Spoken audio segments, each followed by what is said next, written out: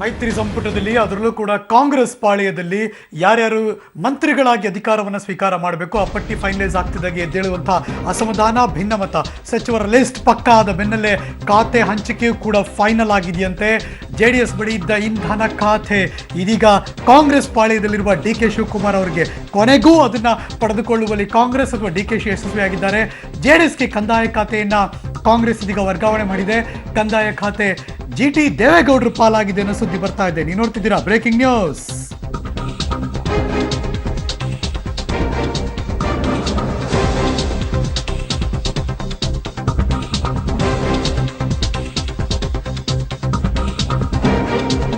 ಮತ್ತಷ್ಟು ಮಾಹಿತಿ ನನ್ನ ಸಹೋದ್ಯೋಗಿ ಸುಕೇಶ್ ದೂರವಾಣಿ ಸಂಪರ್ಕಕ್ಕೆ ಬಂದಿದ್ದಾರೆ. Good afternoon Sukesh. Good afternoon Harish. ಇದು ಫೈನಲ್ ಇದು ಕಂದಾಯ ಬಂತು, ಇಂಧನ ಹೋಯ್ತು ಜೆಡಿಎಸ್ ಇಂದ. ಹೌದು ಹರೀಶ್, ಬಹುತೇಕ ಇದೇ ಅಂತಿಮವಾಗಿರುವಂತದ್ದು. ಯಾಕಂದ್ರೆ ಅದೊಂದೇ ವಿಚಾರದಲ್ಲಿ ಸಾಕಷ್ಟು ರದ್ದಾಟಗಳು ನಡೆದಂತದ್ದು ಮತ್ತು ಎರಡೂ ಪಕ್ಷಗಳ ಶಾಸಕರುಗಳು ಸಚಿವರಾಗುವ ಮತ್ತು ಸಂಪುಟ ವಿಸ್ತರಣೆ ಮಾಡುವ ಎಲ್ಲ ಪ್ರಕ್ರಿಯೆಗಳಿಗೆ ಅಡ್ಡಗಾಲಾದಂತ ಒಂದು ಬೆಳವಣಿಗೆ ಆಗಿತ್ತು. ವಿಶೇಷವಾಗಿ ಅದು ಡಿ ಕೆ ಶಿವಕುಮಾರ್ ಕೇಳ್ತಾ ಇದ್ದಾರೆ ಅನ್ನುವಂತ ಕಾರಣಕ್ಕೆ ಎಲ್ಲ ಬೆಳವಣಿಗೆಗಳಾಗಿದ್ದಂಥದ್ದು. ಯಾಕಂದ್ರೆ ಈ ಬಾರಿ ಸರ್ಕಾರದ ರಚನೆಗೆ ಸಂಬಂಧಪಟ್ಟಂತೆ ಅವರ ಪಾತ್ರ ಎಲ್ಲವೂ ಇತ್ತು. ಮತ್ತೊಂದು ಕಡೆ ರೇವಣ್ಣ ಅವರ ಹಠ ಕೂಡ, ನನಗೆ ಎರಡೂ ಖಾತೆ ಬೇಕು ಅನ್ನುವಂತ ಹಠ ಏನಿತ್ತು, ಅವೆರಡರ ನಡುವಿನ ಒಂದು ಜಿದ್ದಾಜಿದ್ದಿಯಿಂದಾಗಿ ಇಷ್ಟೆಲ್ಲ ರದ್ದಾಂತವಾದಂಥದ್ದು ಮತ್ತು ಸಂಪುಟ ವಿಸ್ತರಣೆಯ ವೇಳೆಯಲ್ಲೂ ಕೂಡ ಸಾಕಷ್ಟು ಗೊಂದಲಗಳಾಗಿದ್ದು.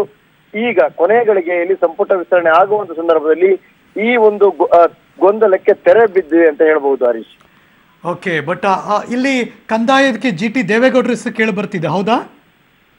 ಹೌದು, ಅಲ್ಲಿಗೆ ಅವರು, ಯಾಕಂದ್ರೆ ಅವರು ಕೂಡ ಈ ಒಂದು ಖಾತೆ ವಾಪಸ್ ಹೋಗ್ಲಿಕ್ಕೆ ಅವರು ಕೂಡ ಪ್ರಮುಖ ಕಾರಣರು. ಯಾಕಂತಂದ್ರೆ PWD ಮತ್ತೆ ಪವರ್ ಎರಡು ಕೂಡ ರೇವಣ್ಣಗೆ ಸಿಗ್ಬೇಕು ಅನ್ನುವಂತ ಒಂದು ಹಠ ಹಿಡಿದ ಸಂದರ್ಭದಲ್ಲಿ ಎರಡು ಪ್ರಭಾವಿ ಖಾತೆ ಒಬ್ಬರಿಗೆ ಕೊಡಬಾರ್ದು ಒಂದು ಪಕ್ಷದಲ್ಲಿ ಅನ್ನೋ ಕಾರಣಕ್ಕೆ PWD ನನಗೆ ಬೇಕು ಅನ್ನುವಂತ ಒತ್ತಡವನ್ನ ದೇವೇಗೌಡರು ಕೂಡ ತಂದಿದ್ರು. ಜೊತೆಗೆ ಅವರ ಬೆಂಬಲಿತ ಶಾಸಕರು ಸಾರಾ ಮಹೇಶ್ ಮುಂತಾದವರು ಕೂಡ ಇದನ್ನ ಹಿರಿಯ ಶಾಸಕರಾಗಿರ್ತಕ್ಕಂಥ ಜಿ ಟಿ ದೇವೇಗೌಡರಿಗೆ ಅವಕಾಶ ಮಾಡಿ ಕೊಡಬೇಕು ಅನ್ನುವಂತ ಒತ್ತಡ ಮಾಡಿದಂಥದ್ದು ಕೊನೆಗಳಿಗೆ ಬೆಳವಣಿಗೆ ಕೂಡ ಮೂಲ ಕಾರಣ ಅಂತ ಹೇಳ್ಬೋದು Harish. Okay, right. Thank you so much Sukesh ಈ ಕ್ಷಣದ ಎಲ್ಲ ಮಾಹಿತಿಗಾಗಿ. ಸಚಿವ ವಿಸ್ತರಣೆಯ ಬೆನ್ನಲ್ಲೇ ಖಾತೆ ಅದಲು ಬದಲು ಜೆಡಿಎಸ್ ಪಾಳೆಯದಲ್ಲಿದ್ದ ಇಂಧನ ಖಾತೆ ಇದೀಗ ಕಾಂಗ್ರೆಸ್ಗೆ ಹೋಗಿದೆ. ಅಲ್ಲಿ ಅದು ಡಿ ಕೆ ಶಿವಕುಮಾರ್ ಅವರಿಗೆ ಸಲ್ಲುತ್ತೆ.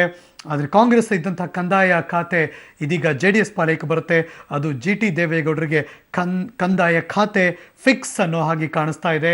Count down starts. 12:40 2:12ಕ್ಕೆ ಎಲ್ಲ ಮಂತ್ರಿಗಳು ಕೂಡ ಪ್ರಮಾಣವಚನ ಸ್ವೀಕಾರ ಮಾಡ್ತಾರೆ.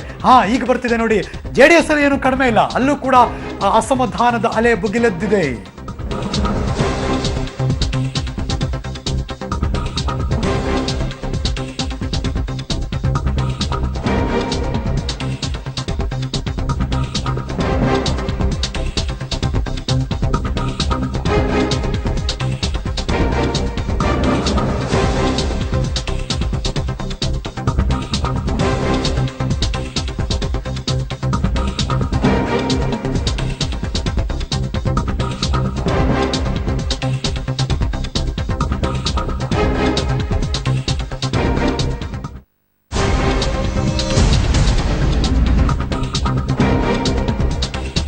ಮಾನ್ಯ ದೇವೇಗೌಡರನ್ನ ಭೇಟಿ ಮಾಡೋದಕ್ಕೆ ಸಿಂಧಗಿ ಕ್ಷೇತ್ರದ ಶಾಸಕರು ಕೂಡ ಕಾಯ್ತಾ ಇದ್ದಾರೆ. 3 ಸರಿ ಕೂಡ ಕೇಳ್ಕೊಂಡ್ರು, ಆದರೂ ಕೂಡ ಅವ್ರ ಭೇಟಿಗೆ ಯಾಕೋ ಮನಸ್ಸು ಮಾಡ್ತಾರೆ. MC ಮನಗುಳಿ ಅವ್ರನ್ನ ಭೇಟಿ ಮಾಡೋದಕ್ಕೆ ಮಾಜಿ ಪ್ರಧಾನಮಂತ್ರಿಗಳು ಒಪ್ಪಿಲ್ಲ.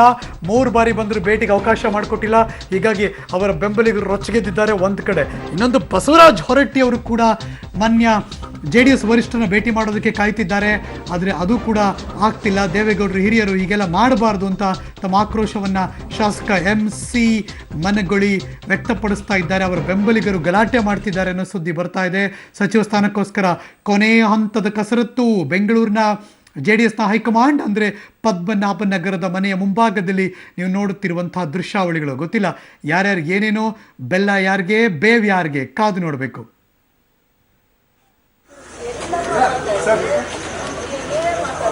ಸರ್ ಒಂದು ರಿಯಾಕ್ಷನ್.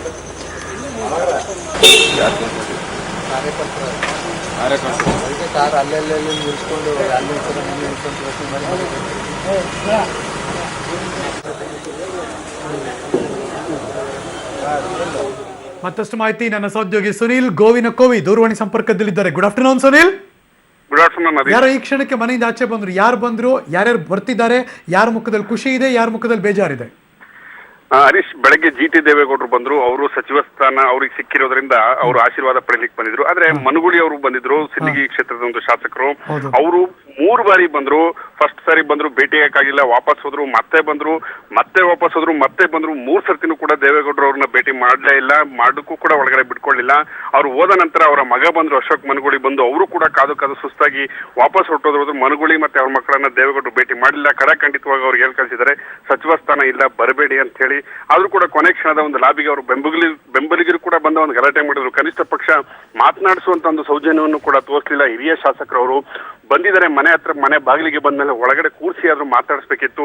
3 ಸರಿ ಬಂದ್ರು ಕೂಡ ಅವ್ರನ್ನ ಮಾತನಾಡಿಸದೆ ಕಳಿಸಿದ್ದಕ್ಕೆ ಅವರು ಕೂಡ ಒಂದು ಆಕ್ರೋಶ ಭರಿತರಾಗಿ ಗಲಾಟೆ ಮಾಡ್ಬಿಟ್ಟು ಹೊರಟು ಹೋದ್ರು ಅಂತ ಹೇಳ್ಬೋದು ಹರೀಶ್. ಇನ್ನೊಂದ್ ಕಡೆ ಬಸವರಾಜ್ ಹೊರಟ್ಟಿ ಅನ್ನುವ ಹಿರಿಯ ನಾಯಕರು ಕೂಡ ಅಲ್ಲಿ ಬರ್ತಾರೆ, ಅವ್ರಿಗೂ ಭೇಟಿಗೆ ಅವಕಾಶ ಆಗಲ್ಲ. ಏನ್ ನಡೀತಿದೆ ಆಗಿದ್ರೆ ಅಲ್ಲಿ? ಖಂಡಿತ ಹರೀಶ್, ಯಾಕಂದ್ರೆ ಸಚಿವ ಸ್ಥಾನಕ್ಕೆ ಲಾಬಿಗೋಸ್ಕರ ಹಲವು ಶಾಸಕರು ಬರ್ತಾ ಇದ್ದಾರೆ. ಕೊನೆ ಕ್ಷಣದ ಲಾಬಿ ಮಾಡ್ಲಿಕ್ಕೆ ಏನು ಕೂಡ ಪ್ರಯೋಜನ ಇಲ್ಲ. ಹಾಗಾಗಿ ಮಾತನಾಡಿದ್ರು ವೇಸ್ಟ್ ಅಂತ ಹೇಳ್ಬಿಟ್ಟು ದೇವೇಗೌಡರು ಯಾರನ್ನೂ ಕೂಡ ಭೇಟಿಗೆ ಅವಕಾಶ ಮಾಡಿಕೊಡ್ತಾ ಇಲ್ಲ. ಕೇವಲ ಜಿ.ಟಿ. ದೇವೇಗೌಡರು ಬಂದು ಅವ್ರನ್ನ ಮಾತನಾಡಿಸಿ ಆಶೀರ್ವಾದ ಪಡೆದುಕೊಂಡು ಹೋಗಿದ್ ಬಿಟ್ರೆ ಇನ್ಯಾರಿಗೂ ಕೂಡ ಇಲ್ಲಿ ಭೇಟಿ ಮಾಡ್ತಾ ಇಲ್ಲ. ಎಲ್ಲರನ್ನೂ ಕೂಡ ದೇವೇಗೌಡರು ಸಿಗೋದಿಲ್ಲ ಅಂತ ಹೇಳ್ಬಿಟ್ಟು ಅವರ ಬೆಂಬಲ ಅಂದ್ರೆ ಅಲ್ಲಿ ಒಳಗಡೆ ಇರ್ತಕ್ಕಂಥ ಅಧಿಕಾರಿಗಳು ಹೇಳಿ ಕಳಿಸ್ತಾ ಇದ್ದಾರೆ. ಆದ್ರೂ ಕೂಡ ಎಲ್ಲ ಒಂದ್ ಕಡೆ ಭೇಟಿ ಮಾಡ್ಬೋದು ಅಂತ ಹೇಳ್ಬಿಟ್ಟು ಮನಗೂಳಿಯವರು ಬೆಳಗ್ಗೆಯಿಂದನೂ ಕೂಡ ಸರಿ ಸುಮಾರು 3 ರಿಂದ 4 ಗಂಟೆಗಳ ಕಾಲ ದೇವೇಗೌಡರ ಮನೇಲಿದ್ರು. ಒಂದ್ಸಲಿ ಹೋಗಿ ವಾಪಸ್ ಬಂದ್ ಮಾಡಿದ್ರು. ಆದ್ರೂ ಕೂಡ ಅವ್ರನ್ನ ಭೇಟಿ ಮಾಡಿ ವಾಪಸ್ ಕಳಿಸಿದಕ್ಕೆ ಎಲ್ಲ ಒಂದ್ ಕಡೆ ಅವ್ರಿಗೂ ಕೂಡ ನಿರಾಸೆ ಆಯ್ತು. ಮತ್ತೆ ಬಸವರಾಜ್ ಹೊರಟ್ಟಿ ಬೆಂಬಲಿಗರು ಕೂಡ ಬಂದಿದ್ರು. ಅವರು 7 ಬಾರಿ ಒಂದು ಶಾಸಕರಾಗಿದ್ದಾರೆ, ಅವ್ರಿಗೂ ಕೂಡ ಒಂದು ಸಚಿವ ಸ್ಥಾನ ಕೊಡಬೇಕು ಅಂತ ಹೇಳ್ಬಿಟ್ಟು ಬೆಂಬಲಿಗರಿಗೂ ಕೂಡ ಬಂದಿದ್ರು. ಅವ್ರನ್ನೂ ಕೂಡ ಭೇಟಿ ಮಾಡದೆ ವಾಪಸ್ ಕಳಿಸಿದ್ರು Harish. Thank you so much Sunil, ಈ ಕ್ಷಣದ ಎಲ್ಲ ಮಾಹಿತಿಗಾಗಿ.